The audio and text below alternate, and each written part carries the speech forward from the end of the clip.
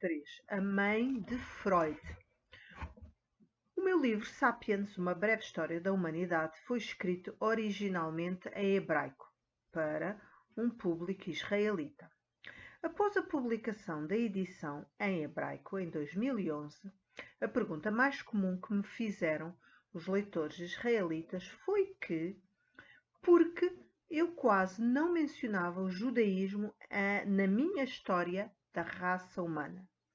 Porque escrevi extensamente sobre o cristianismo, islamismo e o budismo. Mas só dediquei umas poucas palavras à religião judaica e ao povo judeu.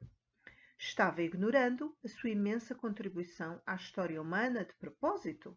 Estava motivado por alguma sinistra agenda política? Essas perguntas ocorrem naturalmente aos judeus israelitas, que desde o jardim da infância foram instruídos a pensar que o judaísmo é a estrela da história humana.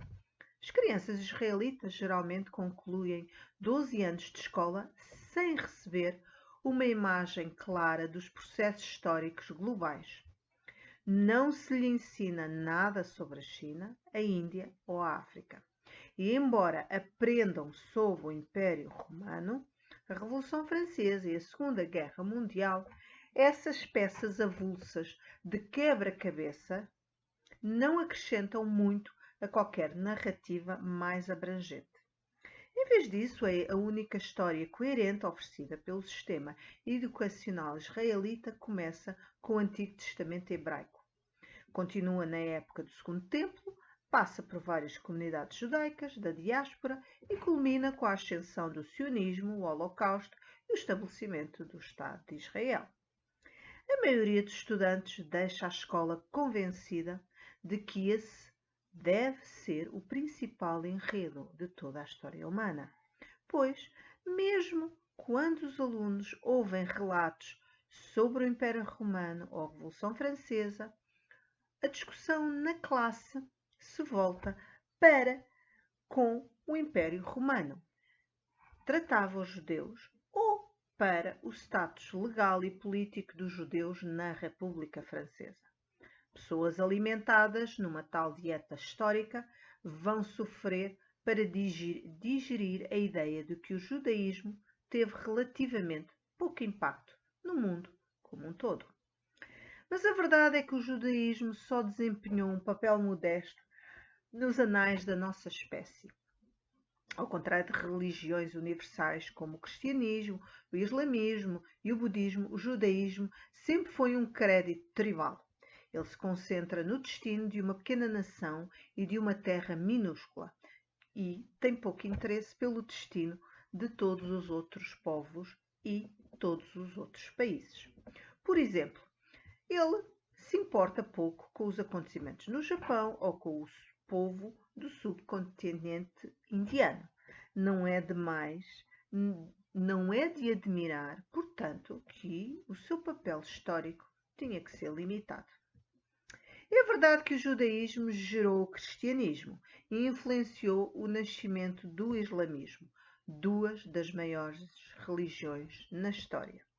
Contudo, o crédito pelas conquistas globais do cristianismo e do islamismo, assim como a culpa por muitos dos seus crimes, pertence aos próprios cristãos e muçulmanos e não aos judeus.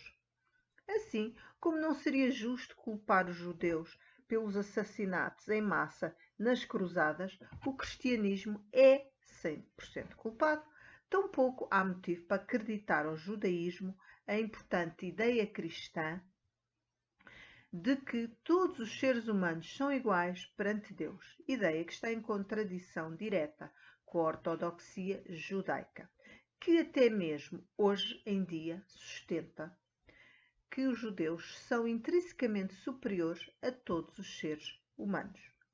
O papel do judaísmo na história do género humano é um pouco como o papel da mãe de Freud na moderna história ocidental. Para bem ou para o mal, Sigmund Freud teve imensa influência na ciência, na cultura, na arte e na sabedoria popular do Ocidente moderno. Também é verdade que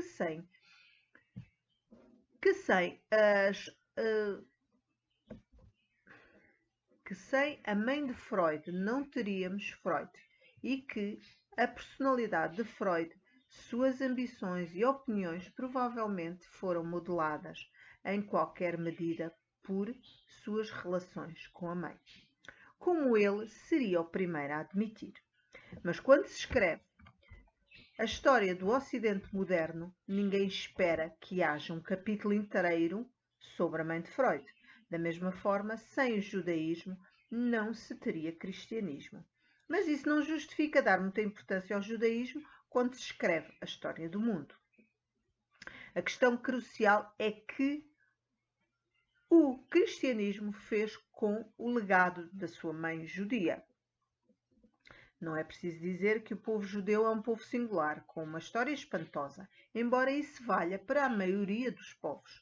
Da mesma forma, não é preciso dizer que a tradição judaica está cheia de insights profundos e valores nobres, embora também esteja cheia de algumas ideias questionáveis e de atitudes racistas, misóginas e homofóbicas.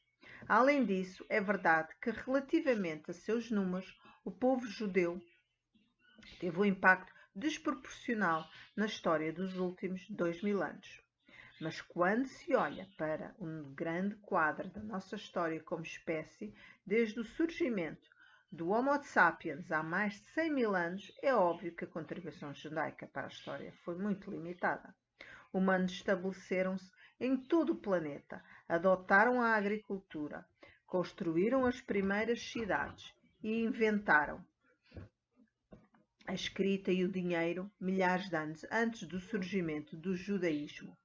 Mesmo nos últimos 2 milénios, se você olhar para a história da perspectiva dos chineses ou dos índios americanos nativos, é difícil ver qualquer grande contribuição judaica, a não ser através da mediação de cristãos e muçulmanos.